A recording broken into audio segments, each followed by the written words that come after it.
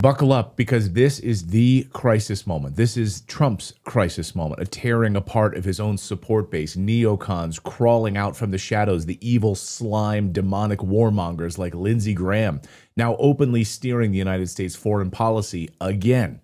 Game on, he writes, after the first bombs dropped. Neocon warmongers surrounding President Trump, pressuring him to strike. What will his resolve be? All of this happening while true conservative isolationists, what I call George Washington conservatives, are screaming, stay out of the Middle East. It only hurts the United States. This is the greatest foreign policy test of Trump's entire career. False flag attacks across the United States, threats of sleeper cells, and a narrative being built in real time to push us into war.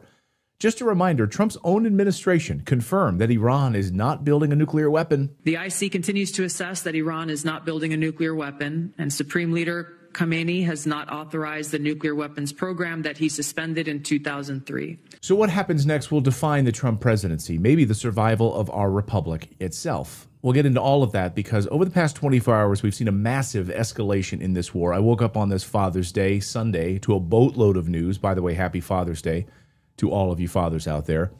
So first, we need to bring you up to speed on the devastating escalation over the past 24 hours in the Israel-Iran war, because it's moving fast and it's changing the entire world order. BRICS nations lining up behind Iran, sending them weapons. Western countries like the United States and the UK and Germany now lining up as expected behind Israel. Iran's capital city on fire this morning. Massive airstrikes in Tehran a few hours ago. 15 airstrikes hit next to Iran's parliament building. They destroyed Iran's IRGC headquarters. The Iranian Intelligence Ministry building in Tehran no longer exists. It's now gone. Then Israel struck Iran's nuclear agency headquarters. The escalation is happening in real time after Iran sent a devastating attack on Israel overnight. I stayed up late watching all the developments in Israel as Iran was attacking and destroying Israel's main missile factory, military installations in Haifa, after Israel struck oil refineries in Iran. Then Iran destroyed Israel's key oil refinery, which supplies over 60% of oil refining capacity to Israel. Hundreds of missiles hitting downtown Tel Aviv, which in many areas turned to rubble. It almost looks like Gaza. It's hard to tell the difference. Those cars destroyed and debris everywhere. Now I am the collateral damage. I look horrified at what happens in Gaza, but now it's like in my back door. Israel says targeting and assassinating Iran's leader Khamenei is now on the table. I'm sure Iran feels that same way about Netanyahu. Meanwhile, Iran says no peace talks. Iran says that's canceled, done. I know that's shocking, right? You mean you don't want to have talks with the people that just killed your top military commanders, assassinated your nuclear scientists? Shocking. Why wouldn't you want to sit down and have dinner with those people? Israel, for its part, has now declared full air superiority over Iranian skies, which raised a lot of eyebrows with that statement. Weird, because as UN Weapons Inspector Scott Ritter just posted, if Israel has established air superiority over Iran, how is it that Iran can launch a daylight missile attack on Israel? Good question. There's a lot of propaganda happening right now. And as Colonel McGregor pointed out last night, what Israel wanted was provocation. And they got it. Quote, in less than 18 hours after Israel's surprise attack, Iran responded, firing hundreds of ballistic missiles, including hypersonic missiles, into central Tel Aviv and across Israel. Meanwhile, Israel's Iron Dome failed. Israeli intelligence failed. So now Netanyahu is pleading with Washington to intervene with American military power to rescue Israel from certain defeat, a defeat Netanyahu crafted with encouragement from Washington. So think about that for a second. Israel knew it couldn't beat Iran, and any military expert worth his salt knows that unless they're lying to you. So this was all planned. Launch the attack, and then beg Trump, beg Germany, beg the UK to come in and help. More on that part of the story in a second, because this was a trap set for Trump, and he walked right into it. Or he walked into it intentionally.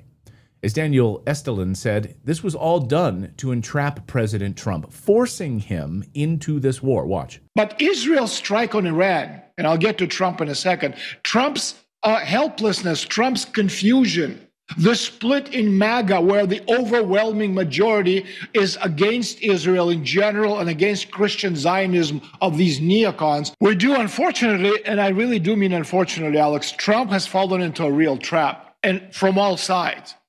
He did not get out of the war with Russia and Ukraine. He got involved in the war with Iran on the side of Israel. And guess what? Iran fell for it. Then they were attacked, and Iran didn't take 2 months to respond like the last time. Iran immediately launched a massive retaliatory barrage, hundreds of ballistic and cruise missiles targeting key Israeli military sites. This was Friday night. They even hit Israel's version of the Pentagon. Trey, I know they don't want you to show it, but how badly was their version of the Pentagon, Israel's version of the Pentagon, hit? Footage from Iranian state TV shows missiles lighting up the sky, hitting targets all over Israel. So much for that Iron Dome, or the Arrow system, or any of the other systems that Israel has. As Colonel Mack pointed out, it failed. How did it fail? Well, we now know that Iran launched hundreds of 20 to 30-year-old missiles. The Iron Dome went after them. And then, while they were going after the 30-year-old missiles, Iran launched this. State-of-the-art new missiles, hypersonic missiles that flew right through Israel's defenses, hitting targets like this one in Haifa. You can see the older missiles dancing up in the Iron Dome skies, and then watch the new missiles hitting their targets. Nearly all missiles that Iran fired in this wave were 20 to 30-year-old models. Israel can't stop them, and oh, by the way, no one in the West can stop them either. Can you imagine one of these hypersonic missiles hitting a U.S. aircraft carrier? Sitting ducks. And late Friday, Iran's elite Quds force broadcast a video of direct hits on Israeli air bases. This wasn't symbolic, it was overwhelming. Multiple air bases destroyed. It wasn't broadcast on Israeli TV. And sources are telling Redacted that Iran struck targets in Israel, killing some of Israel's top scientists as well in this attack that you're seeing here on your screen. So, in other words, you kill our scientists, we kill your scientists. This is descending into chaos. Israel working around the clock to dig bodies out of rubble in Tel Aviv. Iran digging bodies out of rubble in Tehran. So in war, no one wins. No one. Meanwhile, Russia and China have condemned Israel's actions, calling them perverted and not remotely self-defense. And North Korea also now throwing its support behind Iran, saying they will come to Iran's defense. Great. They've warned that continued strikes will be interpreted as illegal aggression. So what will Russia and China do now? Remember, Iran is a big ally. China gets most of its oil from Iran. Will Russia and China just allow their ally, Iran, to collapse into a heap of rubble? No. And that brings us to the domestic side of the crisis. Back here in the United States, mainstream media, along with paid shills, have begun ramping up talking points, warning that Iranian sleeper cells are right now inside the United States, waiting to launch a terror attack on all of us. Now, if that sounds familiar, it should. Former CIA officer Larry Johnson says, quote, "It's the same script they've used for Iraq, the exact same one. Plant fear, talk about weapons or sleeper cells, push the president into war." Does anyone remember the anthrax scare? The yellow cake uranium lie, the chemical weapons hoax in Syria, weapons of mass destruction in Iraq, the babies in incubators in Iraq? While I was there, I saw the Iraqi soldiers come into the hospital with guns. They took the babies out of the incubators, took the incubators, and left the children to die on the cold floor. Yeah, all of these were lies. All of these used as justification for war. One small problem. There never were any incubator baby deaths. Not one. The Canadian Broadcasting Corporation's investigative flagship program, The Fifth Estate, reveals the girl to be the Kuwaiti ambassador's daughter, given her lines and coached in acting by the giant American PR firm Hill & Knowlton. Now they're talking about Iranian Hezbollah operatives in Michigan, New York, sleeper cells. It's the neocon playbook, and it's being run again, just with new villains. Turns out this weekend, America's biggest threat is leftist Democrats who carried out assassinations against lawmakers in Minnesota. We don't have any direct links. However, there were some flyers that said no kings within the suspect vehicle. And as we know, the planned events throughout the state of Minnesota today is a no kings event. Opening fire on LAPD, shooting people in the middle of Salt Lake City. my God, that's a gun. That's a gun. Wasn't Iranian sleeper cells, it was leftist nutjobs and Antifa. Meanwhile, inside Trump's own movement right now, there is a war underway. On the one side, the neocon deep state faction, Lindsey Graham, Mike Pompeo, and now even General Mike Flynn, calling for all-out war with Iran. Flynn said yesterday, quote, "Trust me, Iran is in big trouble."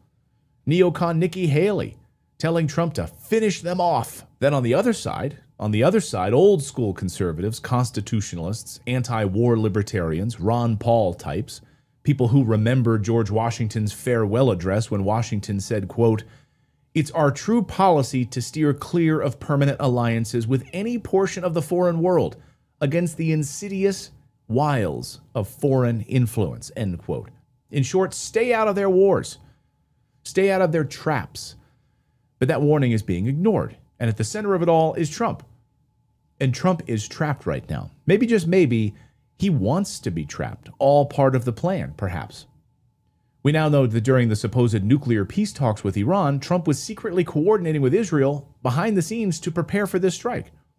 According to diplomatic insiders, Iran was blindsided.